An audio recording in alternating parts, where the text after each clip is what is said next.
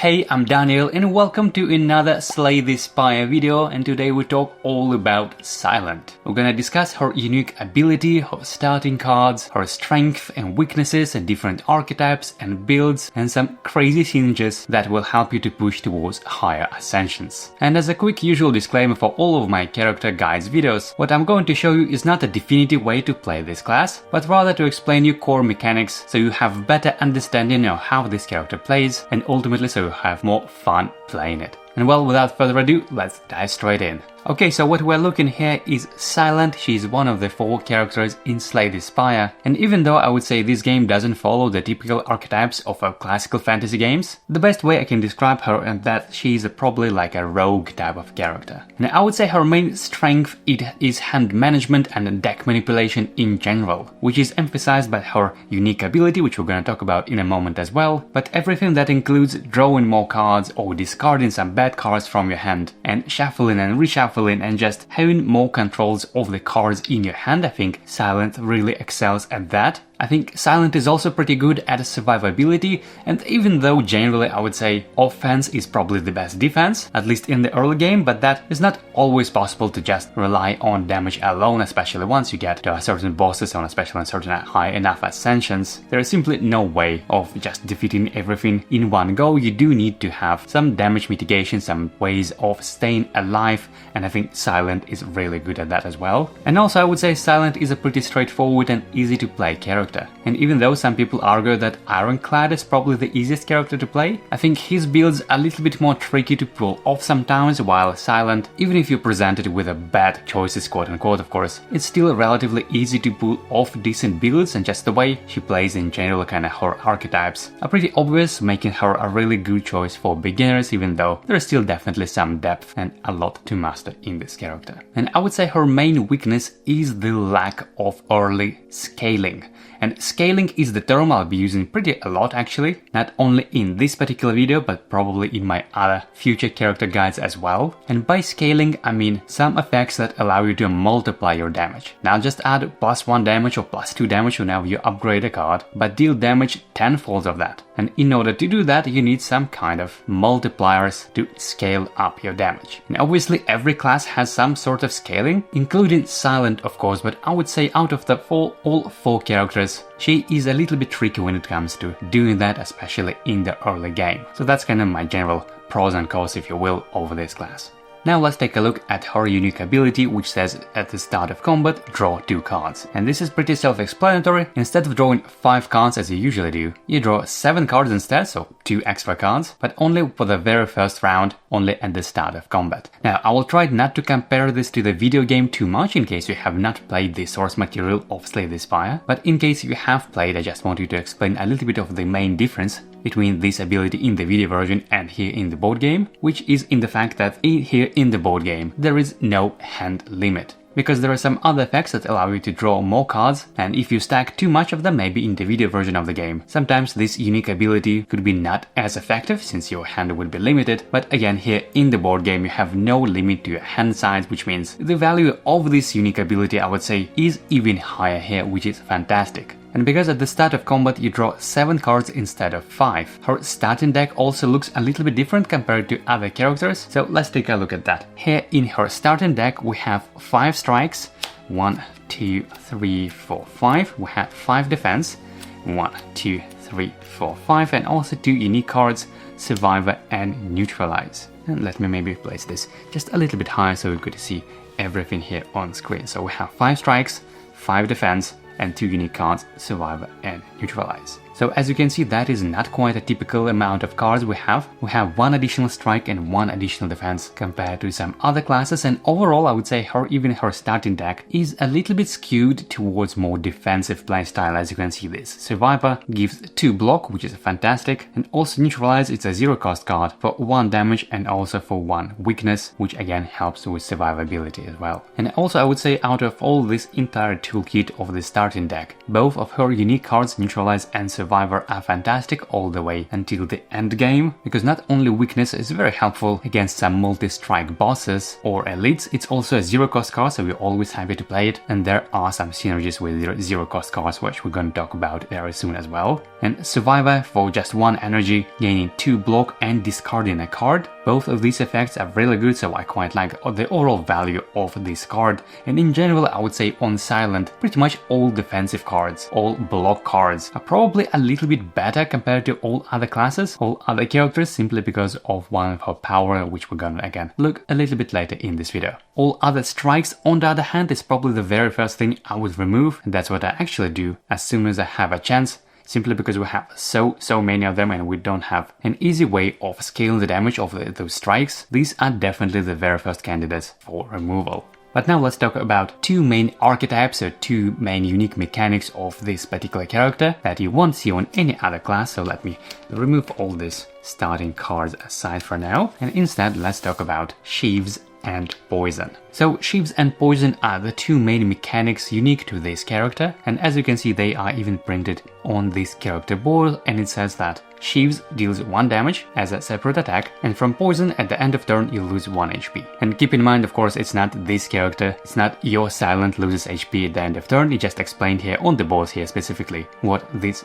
Poison token does, because I've seen some people confuse that. So these 2 are kind of the main archetypes, if you will, and let's go with a little bit more details, starting with Shivs, I guess. So let me remove Poison and talk about Shivs. So there are cards that allow you to gain those Shivs, and the cards are Riddle with Hogs, Cloak and Dagger, Blade Dance, Infinite Blades, and Storm of Steel. As you can see, each of those cards, they give you a different number of Shivs, which are again those tokens, and there are 5 of them in total in the supply. Now, once again, very quickly, in case you played a lot of video game and you still have the same kind of mentality, the same way you get used to all the Shiv, how they work in the video game, here in the board game, the main very important difference is that all of those Shiv tokens, they can stay between rounds, so you can use them whenever you want. So let's say you can use some of those cards on turn 1, generate some Shivs, but if you don't want to, you don't have to use them right away. You can discard then all of those cards between rounds. Of course, at the end of battle, you will still need to discard them, but they persist between turns effectively, almost like retain cards. And what each Shiv does, it's basically a 0-cost 1 damage attack that you can play whenever you play another card, and with each Shiv you can target different enemies if you want to. Now, important caveat is that because of these Shivs, they are treated as separate attacks, which is what allow you to target different enemies if you want to. But let's say if you have something like vulnerable effect on the enemy, and then you unleash all of your 5 Shivs, only damage coming from the first Shiv will kinda knock off this effect, so only the first Shiv will be doubled in damage when the others won't. So yeah, this is something to keep in mind, especially if you have other characters playing with you in multiplayer and they have all access to this kind of vulnerable effect. It's generally a good idea to leave it for some 1 big damage attack instead of using them on the Shivs, that's kind of in general at least. And so the way I think about Shivs is basically like a resource that you generate with all of those cards, and then you can spend on whenever you want. So it's a little bit kind of a mini game of resource generation and resource spender. That's at least again kind of the way I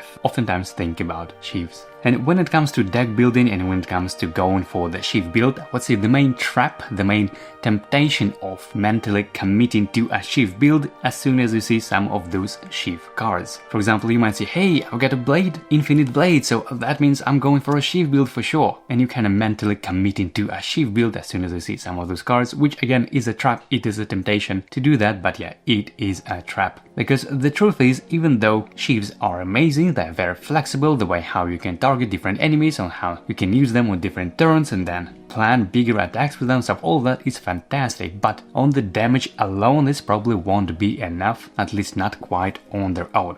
And I would say even if you get something like Blade Dance, which is a very good, I would say, general cards, even for non-Shiv builds, because yeah, you know, for the upgraded Blade Dance, it's 1 energy, effectively 3 damage in worst case scenario if you get just 3 Shivs alone and that's it. That is still not quite the reason to go for a Shiv build, and even Storm of Steel, even this rare card, is still probably a trap as well. And so when it is then reasonable to go for a Shiv build? And I would say when it comes to this specific archetype and this specific build, the card you're looking for is called Finisher. because what this card does, let me read, it says deal 1 damage for each attack you played this turn, including Shivs. And whenever you see for each warden on a card, it means this card can scales up in damage, and this is exactly what I was referring to a little bit early in this video, and this is exactly what we want. So let's say you played all of those 5 Shivs, and then you played Finisher. You deal 1 damage for each attack, including Shivs, so that is already 5 damage, which is probably more than any other card can already provide on its own, but of course if we can upgrade Finisher,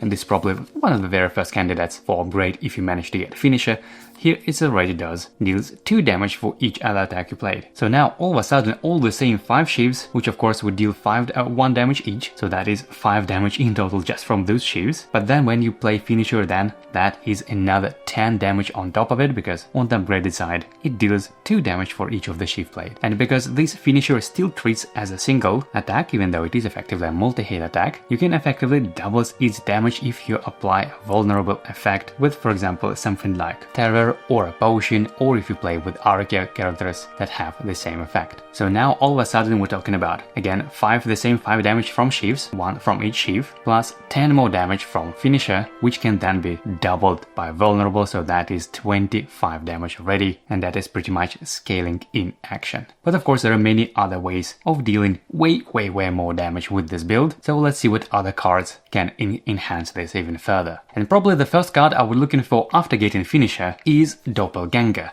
Let me place these things aside a little bit. So what Doppelganger does, it says play a copy of the last attack or a skill played by any player this turn with a cost equal to X, and then exhaust, even though on the upgraded side this card becomes reusable, so it won't be exhausted anymore, and you definitely want to do that. So once again it says play a copy of the last attack or skill played by any player this turn. So let's say if you played Finisher for just 1 energy, then you can follow it up with a Doppelganger, which would cost again only another 1 energy, and it would do the same crazy amount of damage. A little bit higher than that actually, because this time it would also include the Finisher that you played before that, so that would be 2 extra damage in this case. I would say Doppelganger is a fantastic card not only for this build, but there are just so many situations where it can be absolutely ridiculous, but specifically for this build, for the Shiv kind of archetype, being able to just repeat Finisher again, I think this is just a massive damage boost. But we can go even further with that, with cards like Unload, which is an attack card for 1 energy, deal 2 damage and use all of your Shivs now. They each deal plus 1 damage on the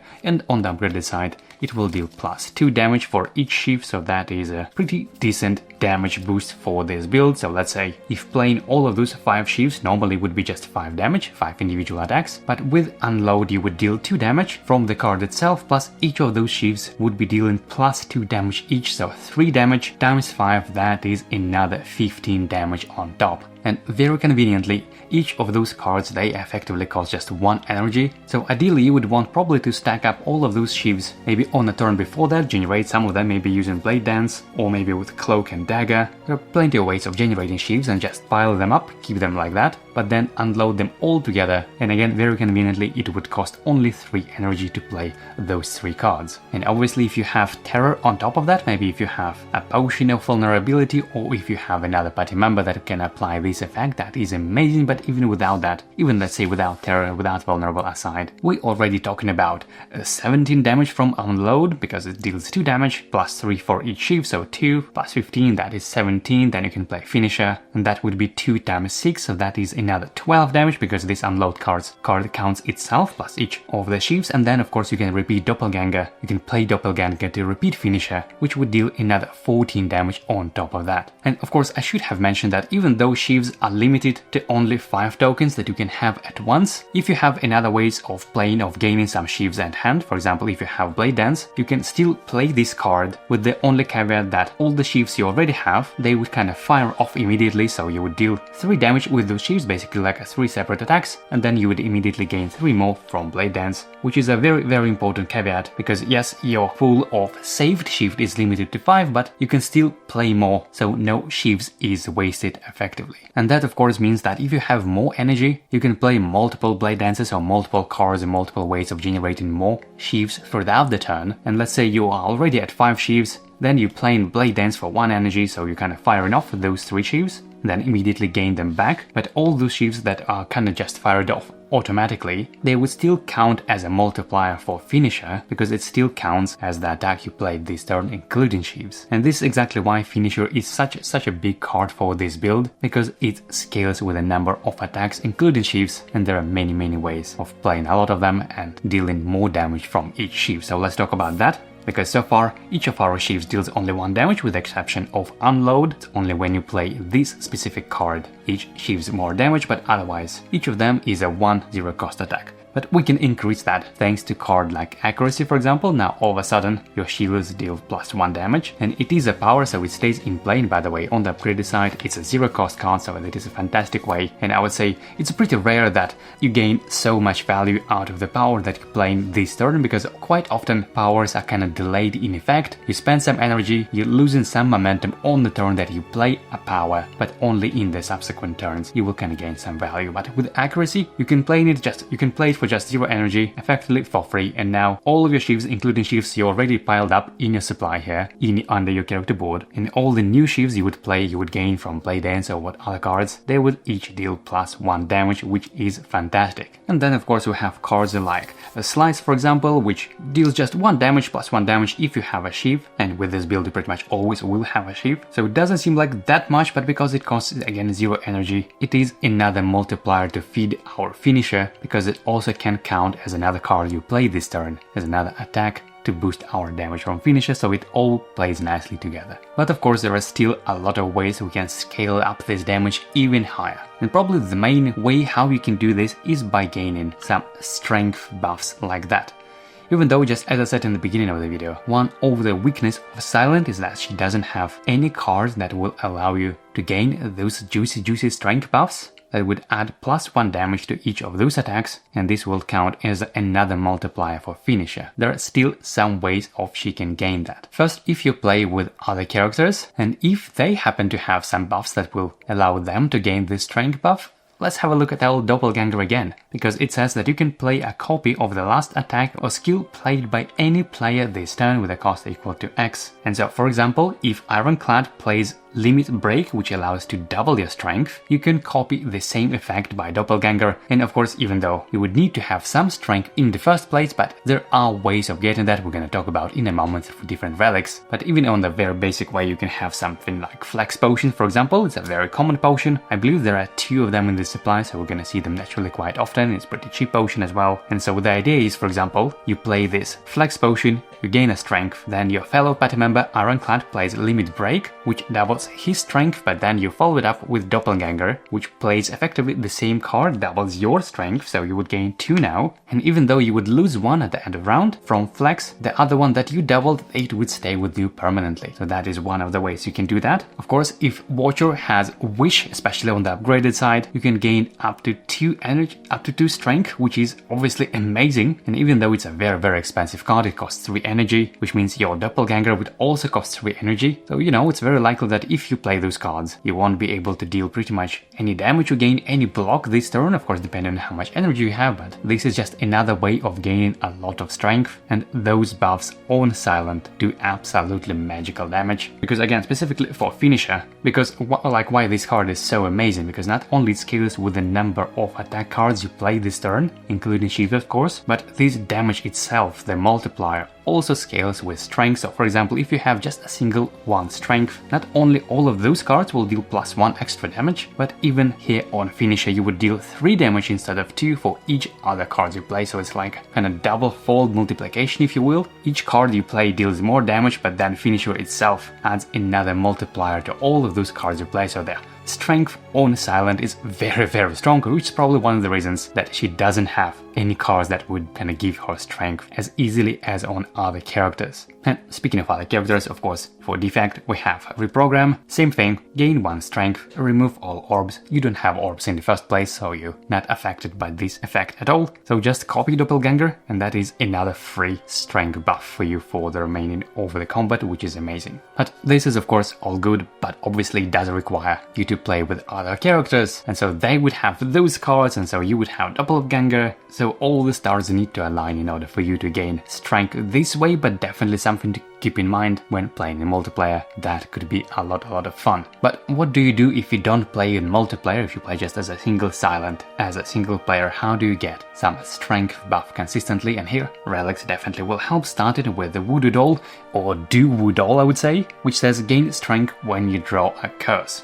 Lose that strength at the end of turn. And curses generally are a little bit intimidating, especially for beginner players, but I would say for Silent specifically, because she has so many discard effects, even starting with our basic card Survivor. From the starting hand we have a discard effect card, and the same of course is true for many other cards in her toolkit. So out of all 4 characters, she's probably the most resilient, the most resistant to curses, simply because she's so good at hand management, and that is actually one of the reasons. Not only it helps her with survivability and just avoiding all of those nasty effects, but also this specific relic, Do Dolls, probably works best specifically on Silent, because you can have just a little bit more freedom with having a little bit more curses in your deck than you would normally have. And of course, if you're playing on Ascension 5 and higher, you have Ascender's Bane, which is a curse you start with, and it's a curse that can't be removed, which means you always guarantee will draw this curse at least once per combat, and therefore you do Woodall will trigger at least once. But as I said, potentially you can load up your deck with maybe 1 or 2 more curses if you want to. 2 more would be probably a little bit overkill, but at least 1 more is definitely pretty safe and helpful from my experience, and this way you can pretty reliably trigger this relic and gain 1 strength every time you draw a curse. Then of course we have other relics like Akabeko. Once per combat, gain strength for 1 attack. Now it says specifically only for 1 attack, which is not as good as for entire turn, and remember that all of your Shivs are all individual separate attacks as well, so if you choose to use Akabeko, definitely 100% guarantee use it only for the finisher, because yeah, that is another multiplier, another times whatever number of cards you played before that. So it's not as good maybe as Do Doll, but of course the main benefit is that you can do this reliably on demand whenever you want to, once per combat, if you have finisher, and especially if you have something like vulnerable, so you know you're gonna deal a big chunk of damage. Definitely worth using Akabeko in that situation. Then of course then we have Red Skull, which is once per combat, gain strength if you shuffle your drop pile this combat. And unlike all other strength effects, this particular one stasis does not remove from the end of round. It's not only for 1 attack, it's 1 nice big juicy strength buff for the rest of the combat. And I would say generally speaking, for this particular build, you do want to have a pretty lean deck. You don't want to have a lot of other random cards, which is probably true for, you know, any build for that matter, but I would say for this build in particular, you do want to repeat your cycle of unload and finisher and doppelganger and all of those combos as frequent as possible. And of course, because we draw 2 extra cards at the start of combat, and because we have some other amazing effects like acrobatics and backpack and gamble and all of that, I would say it's pretty reasonable to expect this Red Skull to trigger to shuffle your drop pile maybe on round 2, maybe round 3. So obviously, even though it's not very early on, but it's still good enough at least to know about this skill, about this skull, about this skill, this effect of gaining a very nice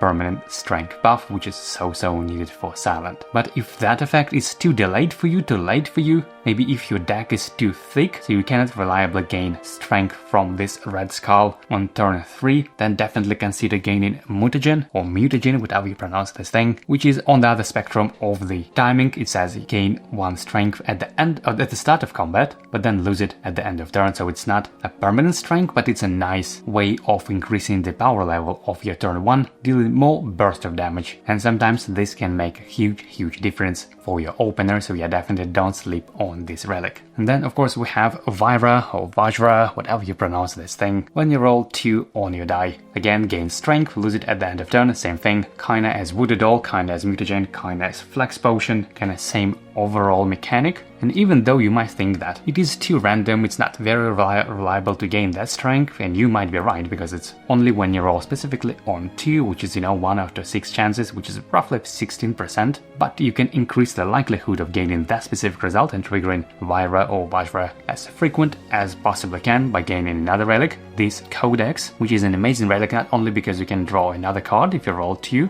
but also if you roll 4, you can trigger another ability for 2. So in other words, you doubling the likelihood of triggering Vajra, because not only it will happen when you roll 2, but also when you roll 4. And the same is true for Dolly's Mirror, and the same is true for your loaded die, which is a relic that you start with if you're playing as a single player. So if you manage to get all of those relics, then it means you can trigger Vajra or Vajra, whatever it's called, with 4 out of 6 chances, because you can trigger it whenever a die lands on 1, on 2, 4 or 6, which is, you know, roughly 70% chance of triggering that, which means you 2/3 of the time you will be under this juicy strength buff, even though it's only until the end of turn, but because you can do so much things in one turn thanks to the relatively low energy cost of all of those cards like Finisher and Unlock and Doppelganger if you trigger Finisher again, and the Slice costs 0 and Blade Dance costs 0, I mean 1 energy, so yeah. Generally speaking, this build is pretty energy efficient, I would say, at least compared to some other builds, but of course we can go even further with that. And speaking of more relics, we can have more free attacks effectively with Ninja Scroll once per combat, just 2 separate attacks effectively as 2 more Shivs, kind of another way of thinking about it, even though it's not specifically Shiv, but importantly it is another multiplier for our Finisher. 2 more attacks, so 2 more times whatever the number we have here, depending on the number of strength buffs we have. And then of course we have Wrist Blade, which I believe, at least I can imagine, that this specific boss relic was designed with Silent in mind, because all of your 0 cost attacks deal +1 damage, including Shivs. So as you can imagine, all of those Ninja Scrolls will deal +1 damage, all your Shivs will deal +1 damage, things like Slice and even your basic Neutralize, all of those attacks, everything that costs 0 will deal +1 damage, which is another massive boost. And finally we have Necronomicon, which is another relic, which says the next attack you play this turn is played twice. It's effectively the same as Attack Potion, effectively the same as Doppelganger, but just a little bit of safety option if you don't have, maybe if you don't have Doppelganger in your hand, like you rolled on 1 or on 6 if you play with a single player and you have loaded die. So again, you have roughly 30% chance of using that, which is, as you can imagine, Finisher is the best candidate that you want to play twice, because with all of those buffs, and even just with a single strength, even though as I said you can gain way more potentially if you stack all of these effects together. Then of course if you add Terror to the mix with a vulnerable effect, that is how we're potentially talking about 100 of damage in a single turn, which is exactly what we need for high ascensions for the bosses. And just speaking of damage, I would say my mental model, the way I think about like how much damage do I need to deal, I would say generally speaking I would aim for dealing around 50 damage, 50 in a single turn. That is pretty much how much damage you need to deal in order to defeat all of those high ascensions, high challenging bosses, and potentially all the way up to 100 and plus, especially if you're playing with multiplayer and you have multiple ways of gaining this vulnerable debuff more reliably. And I already mentioned that, but just to emphasize that kind of the general play style you want with this build is to try to keep your deck as lean as possible and definitely have some effects that allow you to draw and discard more cards, for example like Acrobatics and Prepared and Calculated Gamble and Dagger Throw. I would say all of those cards, they are amazing for any build you play on Silent, but for this build specifically, drawing more cards will allow you to cycle through your deck much quicker, which means you can shuffle your entire deck to trigger Red Skull, and discarding cards with all of those effects, you have a little bit more safety options when it comes to gaining some curses. And remember, you always have at least one curse in your deck, even though it is ethereal, but some other curses, they are not ethereal, and sometimes they have nest effects if they keep in your hand until the end of turn. So you definitely want to have as many discard effects as possible, so then you can have a little bit more flexibility with adding more curses, and more curses, which means triggering Do Withdraw more frequently, which means again more strength buffs, which means more damage. So that is kind of the whole engine of this build, and obviously super important. But the whole point of me showing all of that again is just to show you synergies, to show you some possible combinations, things to keep a look at, or just knowing how you can potentially deal that much damage with those specific combination of cards. But of course, because it's a deck builder, you never know which rewards you get. Don't expect to have this particular build with everything I laid out here every time you play. I would say it's not realistic, but again, just be on the lookout for certain synergies. For example, if you picked Finisher as your early reward, then I would say it's definitely start picking up more Shiv generation cards like Blade Dance or Storm Steel or even Infinite Blades, even though generally I'm not too big fan of this card, and all of those strength buffs and whatnot. So this was just all of it, just one of the ways you can play Silent. But there is another big archetype, which is a poison build, so let me quickly clean this up, and we're gonna talk about the poison build as well. So I'm gonna put everything aside here for a moment.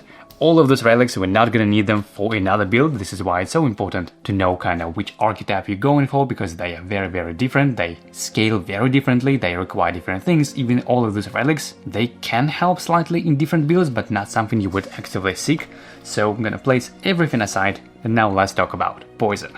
So poison is another kind of resource, another thing you can generate with abilities, something like Noxious Fumes, or Deadly Poison, or Poison Stab, or Bouncing Flask, or Crippling Cloud. All of those cards allow you to place a poison token on the enemy, and poison tokens come in 3 different dimensions: 1 poison, 3 poison, and 10, with a total of 30.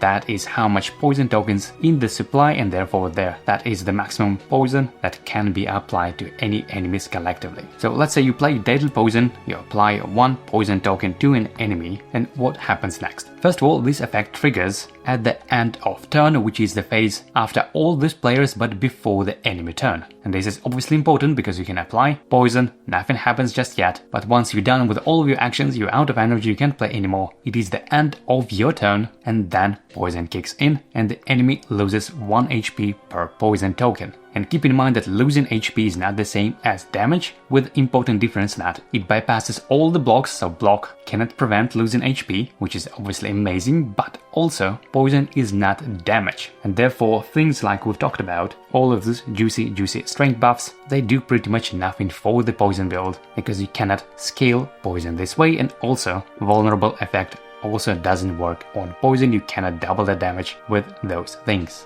Also important distinction if you have played the video game, that the poison stack on the enemy does not reduce. So for example, if you applied a single poison token, it will be ticking and just the enemy will be losing 1 HP every turn. This poison will not go away until the enemy is defeated, which is good, less fiddling, more consistent damage over time, so fantastic. But just like with the Shiv build, where there is sort of a trap if you commit to that build too early. Let's say in case of the Shiv build, if you see something like Infinite Blade and you think, oh, I'm going for a Shiv build, that again is the trap, and the same things are true for the poison build as well. You might see something like, oh, I've got a Noxious Fumes and it's an uncommon card, so I'm probably gonna go for a poison build, right? And as you can already guess, that is definitely a trap. As a matter of fact, I would say that pretty much all of those cards are traps, because yeah, even though it is poison, and you obviously do need some poison in your poison build, obviously, but that is not how you deal the majority of your damage in this build. So let me place those things aside for a moment, because the cards that you're actually looking for, and I would say reasonable enough in order to actually commit to the poison build, are Catalyst and Burst. And so let me read you what they do. Catalyst, double an enemy's poison, and of course, on the upgraded side, we're gonna triple that enemy's poison. So 1 energy, triple enemy poison, right? Keep this in mind. Now Burst, and again, let me go for the upgraded version, which costs 0 energy. This turn, your next skill is played twice. You probably already see where I'm going with this, right? And now let's take something like Bouncing Flask, for example. Again, also upgraded for 2 energy, 3 poison, even though that is not necessarily, I would say, it could be some poison applied on the previous turn, again because the poison stack does not reduce over time, it will stay consistent. But the general idea is that first you play Bouncing Flask, right? 2 energy, you apply 3 poison, bounce like that, 3 poison, 2 energy. Then you played Burst, which is a 0 cost card, and it says that your next skill is played twice. And so then you play Catalyst and you triple enemy's poison, and because it played twice, then you triple it again. So 3 becomes 9, 9 becomes 27. And so just like that, just for 3 energy, we applied 27 poison. And which is why I said that those 2 cards, specifically Catalyst and Burst, they are the key components of this build, because if you would try to apply 27 poison with all other cards, even if the upgraded sides, it will take you ages to stack that much damage, to stack up that much poison, and it just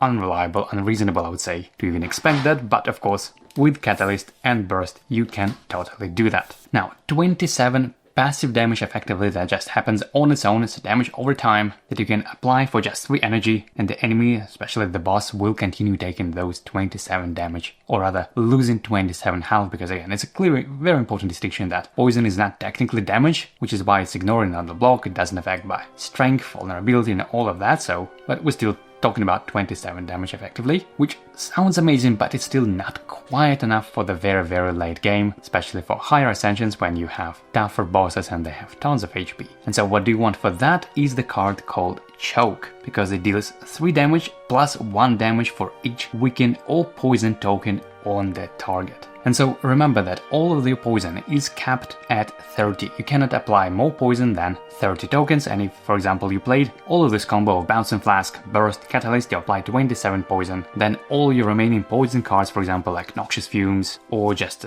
Deadly Poison, all those cards, they will do pretty much nothing once you capped at 30 poison. But Choke is something you can continue doing a big amount of damage, even once you capped your poison stacks on the enemy. In fact, you do want to cap and gain those 30 juicy poison tokens on the enemy and then follow it up with Choke, ideally this time with Vulnerable, because again, this card is attack and it is damage, so if you manage to apply 30 stacks of poison plus maybe even some weakens, then we're talking about 33, 35 damage. Of course, with Vulnerable it times 2, so that is another 70 damage hit, which is just absolutely massive. Now, I would say Choke is jokingly pretty useless on the upgrade side, so I would say don't even bother. Just a single extra damage means your basic 3 damage turns into 4, but all these scale numbers, all this extra +1 damage for each poison, it does not scale, so I would say don't even bother upgrading this card. And I would say also importantly to keep in mind that this, when it says with the text +1 damage, it does not scale with strength buffs. So again, just to show you maybe the difference, let me quickly find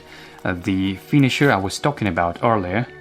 It's probably in this stack, right?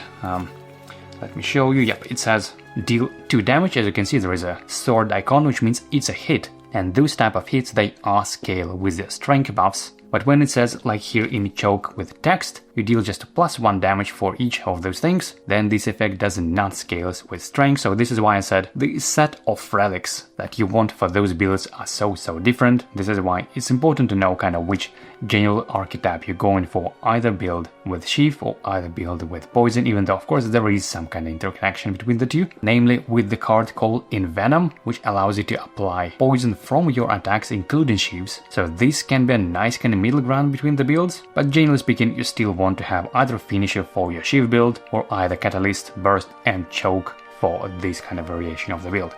With those combination of cards, we can now apply 30 stacks of poison, which is the maximum tokens you can have. We can do this very quickly and then follow it up with Choke for a big burst of damage. But I would say the main weakness of the build is that there is still some ramp up of damage, and I would say generally this damage is very focused on a single target, ideally on the boss, but maybe not so good for the minions and other type of encounters with multiple enemies. So one of the ways you can solve that weakness is by adding some cards which I call front load damage. Something that doesn't require ramping up, doesn't require a lot of combos, something you can just instantly deal some damage to clear up the board and deal with all of those especially smaller enemies like gremlins or whatnot, with all of those different type of minions. And the cards I'm talking about, now all the usual suspects, all the classic cards of Silent, I'm talking about Dagger Spray, very nice decent area damage, All Out Attack, again area damage, and even Backstab. It's a 0 cost card, so it can work pretty nicely even on the Shiv build, but personally I quite like it, probably even more on this build, because yeah, we do want a little bit of front load damage to help clearing up all of those minions and whatnot. Also Die, another fantastic card for this purpose, and even Dramatic Entrance from the colorless card pool, again another area damage. I find that those type of cards, they are a massive help for the poison build, especially when it comes to clearing some smaller enemies. Now other cards you want to consider are Sadistic Nature, again from the colorless deck, so it's a little bit tricky to get it, but honestly this combo is just made in heaven, especially on the upgraded side when you deal 2 damage every time you put a token on the enemy. So if you play this power and then whenever you apply a poison token and the enemy, including tripling that enemy, you would deal that much damage, 2 damage in fact for every token. So yeah, that is a little bit nice combination of slow damage over time from poison combined with a little bit of frontline damage, so you're also dealing some kind of straight up front load damage in the face while applying poison. So yeah, this is a very nice help for that. And also of course Corpse Explosion, don't sleep on that. I would say this card is amazing on pretty much any Silent build. Just let me read you what it does. It says, attach to the target, when it dies, deal 6 damage to its row and discard. And of course, on the upgraded side, you're gonna be applying 3 poison instead of 2, so it's a nice potential combo. Instead of bouncing flask, you can apply that to again triple it and triple it, so we're talking about 27 poison stacks from those 3 cards alone. But also when the enemy dies, deal 10 damage to its row, so it's a nice little bit of area damage helping to clear the minions. And so for this reason, this is probably not quite the card I would play for bosses, because you do want the target to die, so it would deal 10 damage to everyone. But this is a still very nice card to have in your toolkit, especially if you're going naturally for the poison build. So just once again to reiterate, any source of poison followed by burst and catalyst, this is your main kind of damage over time.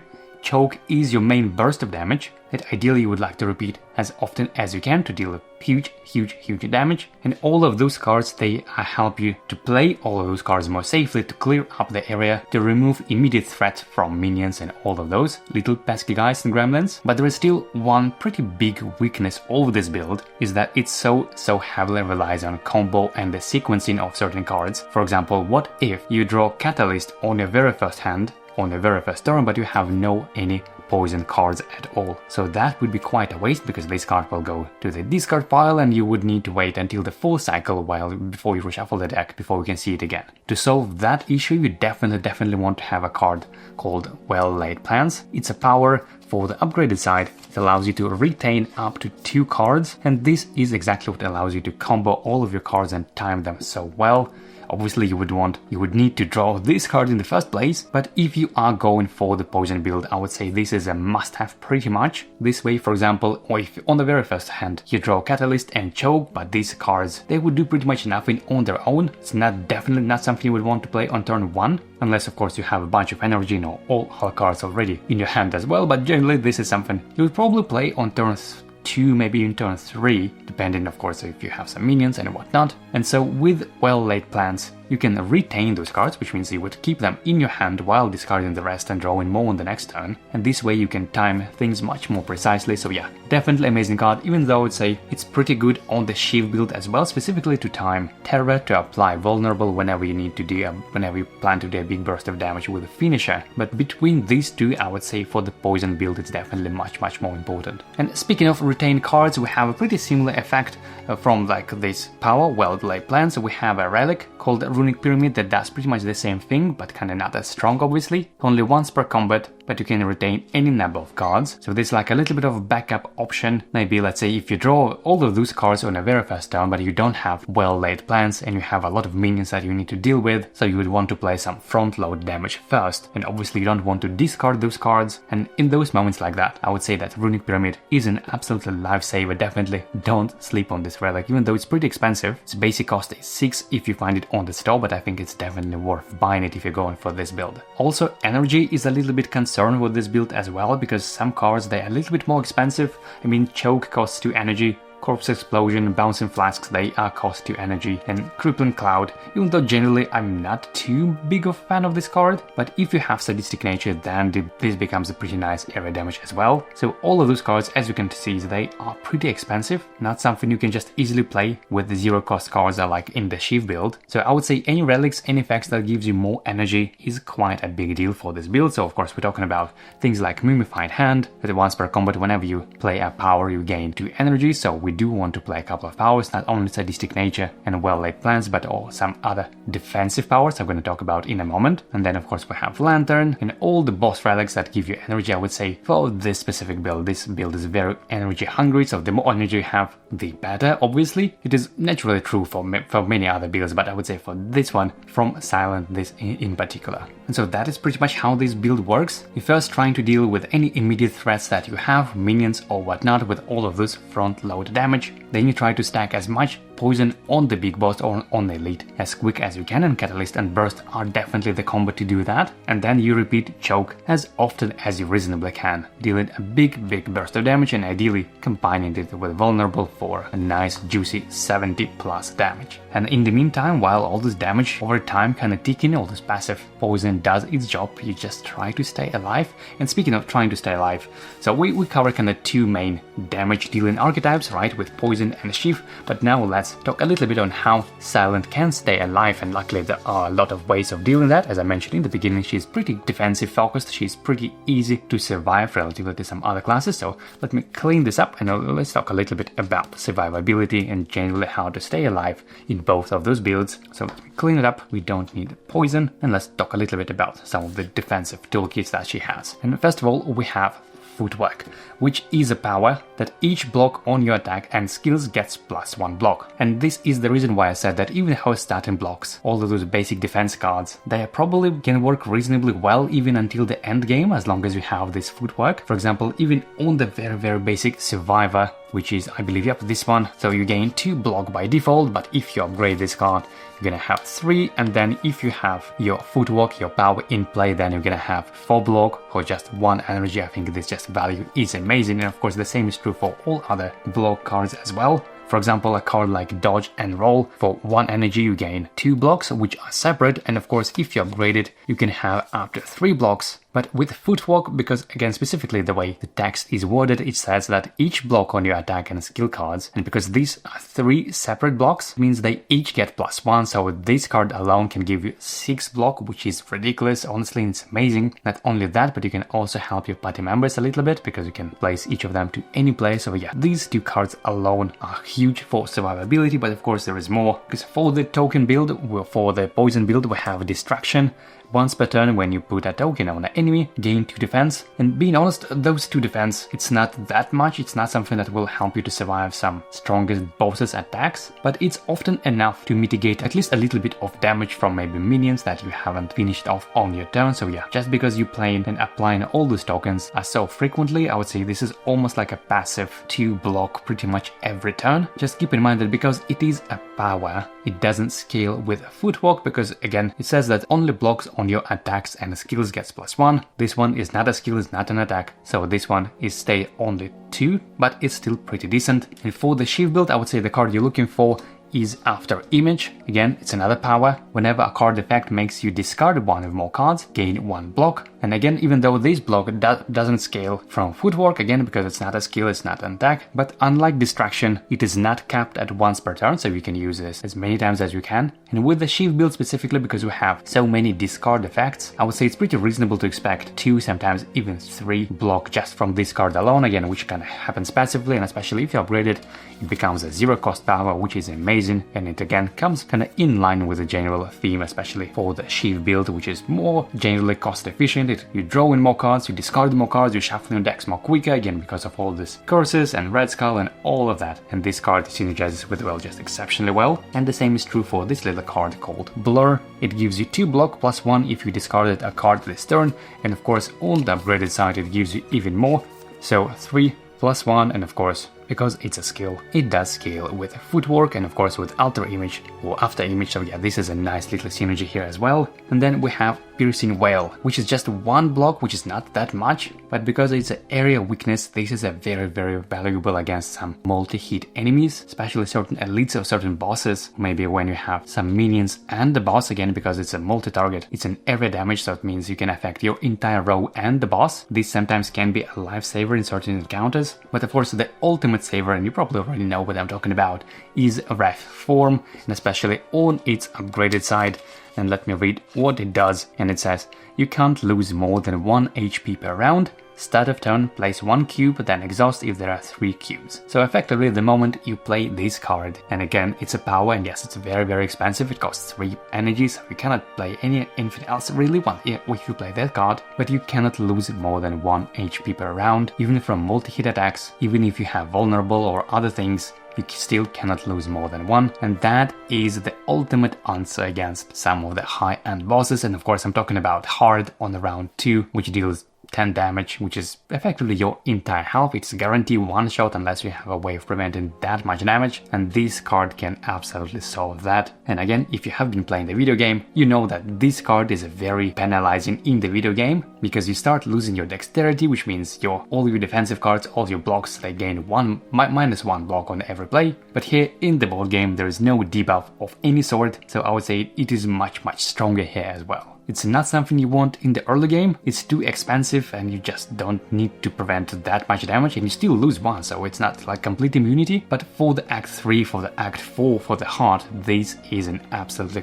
amazing card to have in your toolkit. And yeah, I would say staying alive as silent is generally not as bad as for some other classes. Oh, and by the way, I'm not covering every single card here in this video simply because I'll be doing another video doing just exactly that, ranking every single card from silent, just breaking it down, sharing my analysis, sharing some use cases, some cases where to pick up this card, sometimes where to avoid a certain card. This video is definitely planned, so definitely keep an eye on that. And in the meantime, let's have a look at a couple of Now's blessings, something that you can start with, your bonuses. Let me place all of this aside. And so we have a bunch of Now's blessings. It's a special boon, special bonus that you start with, and there are plenty of different options, from upgrading card, gain gold, gain a legendary card but gain a curse, gain potions, gain another card upgrade, remove a card, so all of those things, bunch of options. And so which one is good for silent? And generally speaking, I would say it's very tempting to want to grab some random rare card because, well, they are golden, they're shiny, they're pretty fun to play. Like here, for example, on this very card we have effect that says add a random rare card to your deck. And this is all good. Some cards are indeed can be completely build changing, like some of the cards we already covered in both of the build variations of different kind of archetypes of silent. But I would say many of silent cards, specifically those rare cards, they are probably work best a little bit more towards the middle or even the late game once all other pieces of your build already complete. So those things can kind of enhance your build, but not necessarily to kickstart it. There are of course a couple of exceptions. Some cards, some rare cards can work exceptionally well, even as your very first blessing, but generally speaking, I would probably avoid adding a random card to your deck because this card can be completely a burden for your deck. It can be completely unplayable, maybe throughout the whole Act 1 or who knows. So based on my experience, personally, I find the most successful rounds where as a starting blessing I use transform a card, because what transform does, you choose a card and you effectively replace it with another random card. But remember the kind of sort of balance or disbalance of the starting hand, the starting deck of silent. Again, let's have a look at it once again. We have so many defense cards and we have so many strike cards that we don't have a way of scaling them easily, so these are pretty much useless cards that I'm so happy to remove anytime. And of course there are effects of removing card, but I would say transform a card is even better. Specifically, you choose one strike, getting rid of it, so it's a -1 weak card in your deck, and you're replacing it with a random card. And as we again already covered in both of those builds, the actual build defined cards that you want in either of the variations, they are uncommon cards, which means they are not rare. And so you have a chance of seeing those cards whenever you make a transform action. So you can have something like a finisher, for example. That obviously would be a jackpot, but yeah. Even without a finisher, there are plenty of cards. Pretty much anything is better than strike. And I would say removing a strike is so valuable on silent again, because she has so many of them. And there is absolutely no good use of those cards in her build, in any of their builds actually, I would say. So yeah, that is my personal preference for Now's Blessing, even though whenever you see an option of actually choosing a rare card reward, so not a random card like this one, but let's find it. Remove a card, probably not. I would say it's not as good as transforming a card, and upgrading 2 random cards, probably not something I would choose at the beginning as well, because generally speaking you want to have some damage first, especially early on, but upgrading strikes is just not worth it in my opinion. You can of course upgrade defense, you maybe want to upgrade your neutralizing, but even that is not as good as transforming a card in my opinion. So there are some rewards like colorless cards, they can be pretty decent. Or let's say if you have, here for example we have remove 2 cards, and this can actually be quite decent as well, but I would say it depends on what you have in your basic reward. You definitely want to have some gold first, then gain some basic card reward, which means you choose one of the 3 cards presented to you and only then see the options below, because yeah, depending on what the card you have, sometimes for example it is very reasonable to remove 2 strikes if you have some decent early damage, but in other cases I would probably not suggest removing 2 cards, because you still need to do some damage anyway. And yep, upgrade a card, probably not. Add a random rare card, yeah, this is something I would generally avoid again, because the cards you might take might be a completely dead card in your deck. But when you see something like that, when you actually gain a rare card reward, which means you can choose out of 3, I would say this is a little bit more reasonable. So yeah, that would be probably my second or third option, but yeah, definitely not a rare one. And transform for me is the way to go.